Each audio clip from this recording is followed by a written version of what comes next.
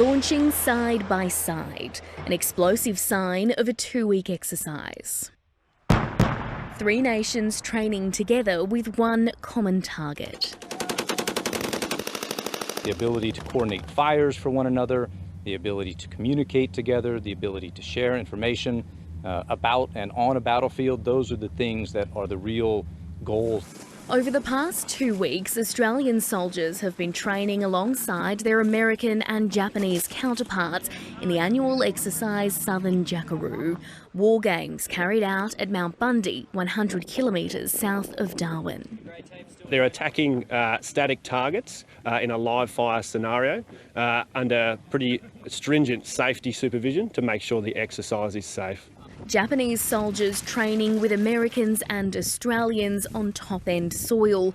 What once was a literal battlefield, now playing stage to a simulated wartime scenario. Where those vehicles are coming from now is the rough proximity of where the enemy objective is. It's a clear and important sign of how far the 3 nations have come since the Second World War.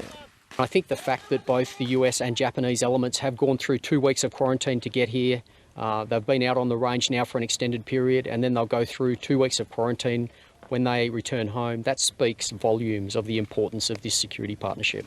The exercise was cancelled entirely last year due to the COVID-19 pandemic, but after 2 weeks in quarantine, the Japanese Ground Self-Defence Force managed to take part for the 8th time this year. Even though the scale of the exercise is smaller than as usual, but I'm very grateful to train. Americans firing Australian weapons, Japanese troops travelling in Aussie vehicles.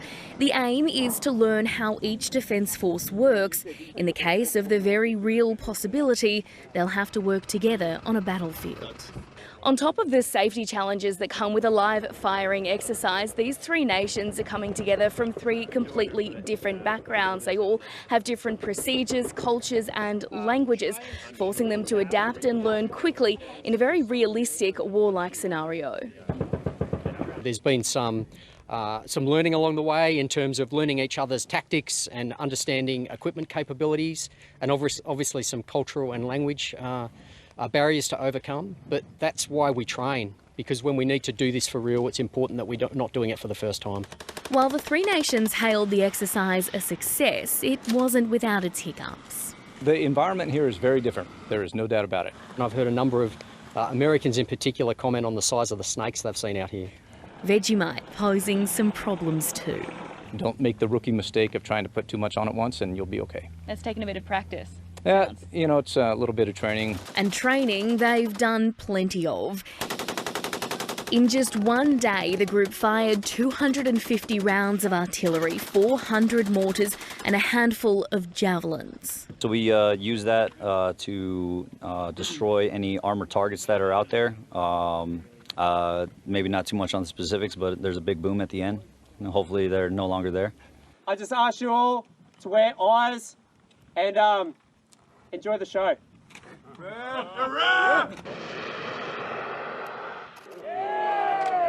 Target achieved.